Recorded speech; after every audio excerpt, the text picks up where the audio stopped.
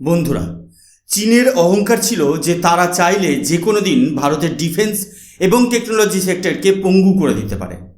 কারণ আধুনিক যুদ্ধবিমান থেকে শুরু করে ইলেকট্রনিক্স গাড়ির ব্যাটারি সব কিছুর প্রাণভোমরা যে ক্রিটিক্যাল মিনারেলস বা রেয়ার আর্থ উপাদান, তার গ্লোবাল সাপ্লাই চেন বা বিশ্বব্যাপী সরবরাহ শৃঙ্খল চীনের একচেটিয়া দখলে।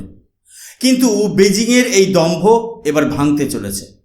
ভারত সরকার এবং 1 শতাব্দীরও বেশি পুরনো একটি জাপানি টেক জায়ান্ট মিলে এমন এক মাস্টার স্ট্রোক দিয়েছে যা এশিয়ার জিওপলিটিক্স বা ভূরাজনীতিতে রীতিমতো ভূমিকম্প তৈরি করেছে।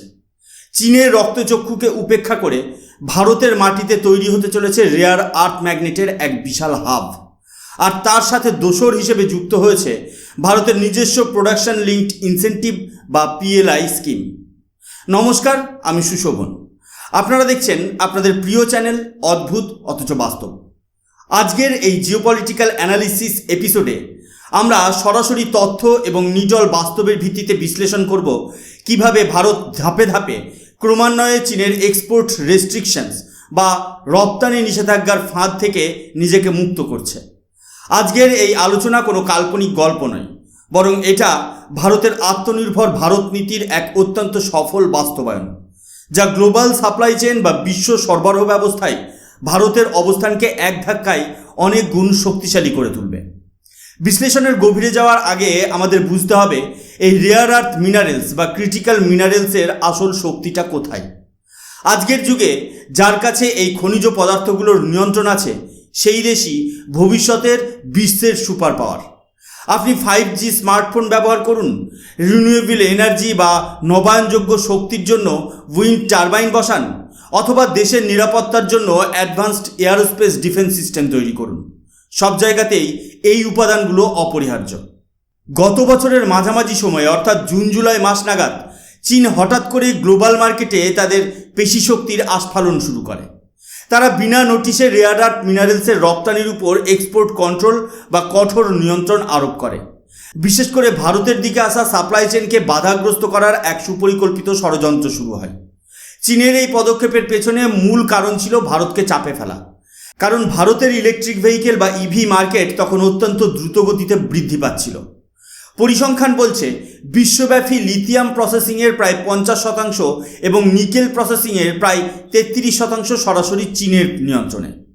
খনি হয়তো অন্য দেশের, কিন্তু সেই কাঁচামালকে রিফাইন বা শোধন করার প্রযুক্তি এবং পরিকাঠামো চীন গত 2 দশক ধরে নিজেদের কুক্ষিগত করে রেখেছে।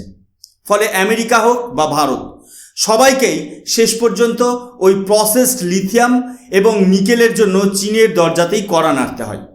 কিন্তু ভারত সরকার এই দুর্বলতাকে মেনে নিতে রাজি ছিল না।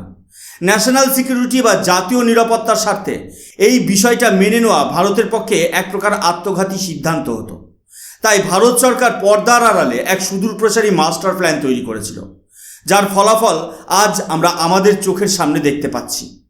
এই মাস্টার প্ল্যানের প্রথম এবং সবচেয়ে বড় সাফল্যটা আসে আমাদের দীর্ঘদিনের বন্ধুরাষ্ট্র জাপানের হাত ধরে। স্ক্রিনে আপনারা দ্য ইকোনমিক টাইমসের একটি রিপোর্ট দেখতে পাচ্ছেন। এই আর্টিকেলের হেডলাইনে পরিষ্কার লেখা রয়েছে, জাপানি কোম্পানি অন্ধ্রপ্রদেশে রেয়ার আর্থ ম্যাগনেটস ইউনিট তৈরি করতে চলেছে।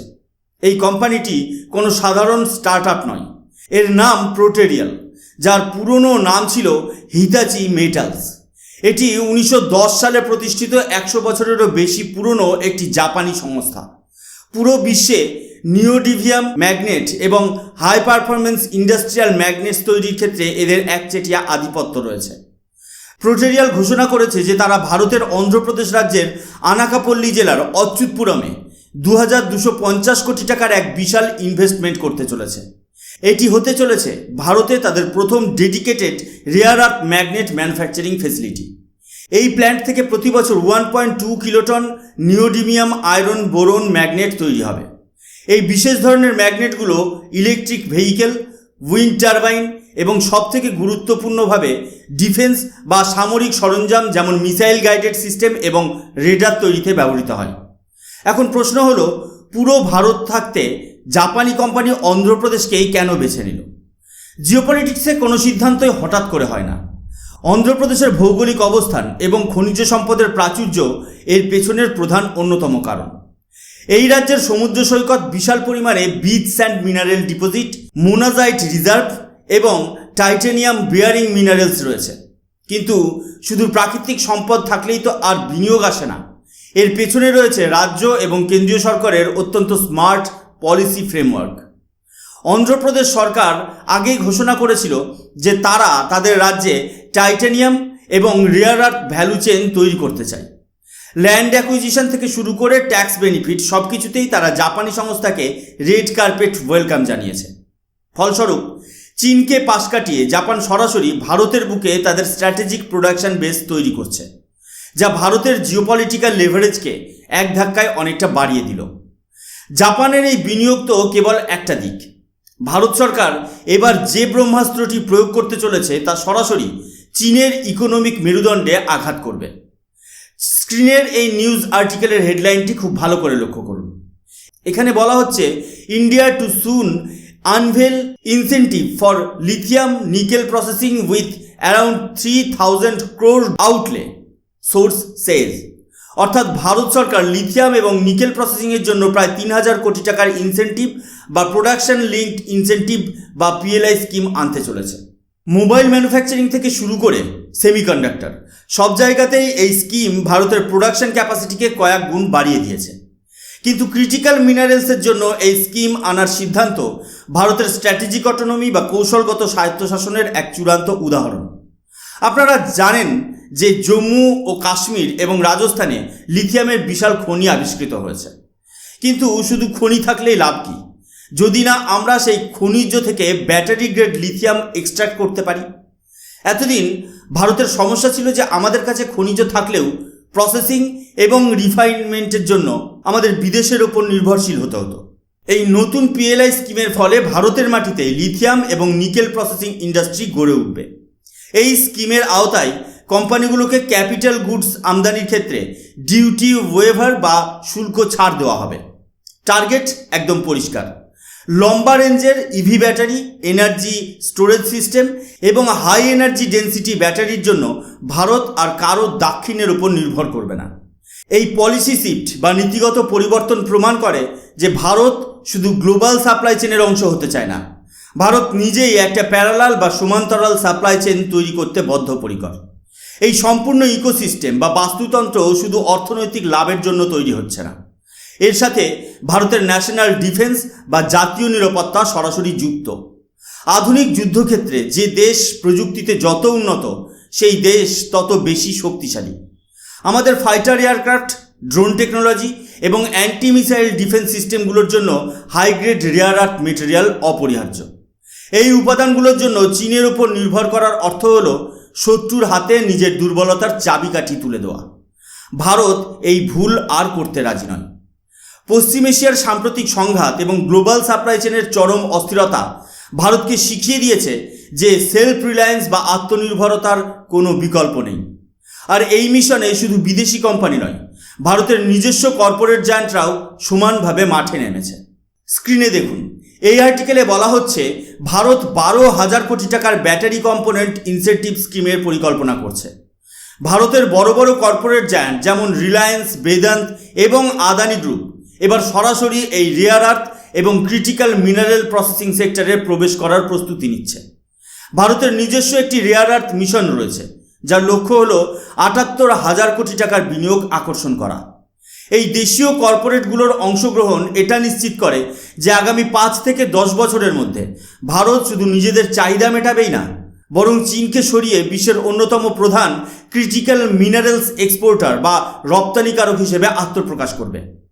জাপান, আমেরিকা এবং ইউরোপের মতো উন্নত দেশগুলো যারা চীনের ব্ল্যাকমেলিং পলিসির শিকার, তারা স্বাভাবিকভাবেই ভারতের এই নতুন সাপ্লাই চেনের দিকে ঝুঁকবে। এর ফলে চায়না +1 স্ট্র্যাটেজি শুধু খাতা কলমে নয়, বাস্তবে ভারতের মাটিতে রূপায়িত হবে। বন্ধুরা, আজকের এই বিশ্লেষণ থেকে একটা জিনিস জলের মতো পরিষ্কার, ভূরাজনীতিতে কোনো দেশই আপনার স্থায়ী বন্ধু বা শত্রু নয়, স্থায়ী হলো দেশের নিজস্ব স্বার্থ। ভারত আজ সেই স্বার্থকেই সর্বোচ্চ অগ্রাধিকার দিচ্ছে।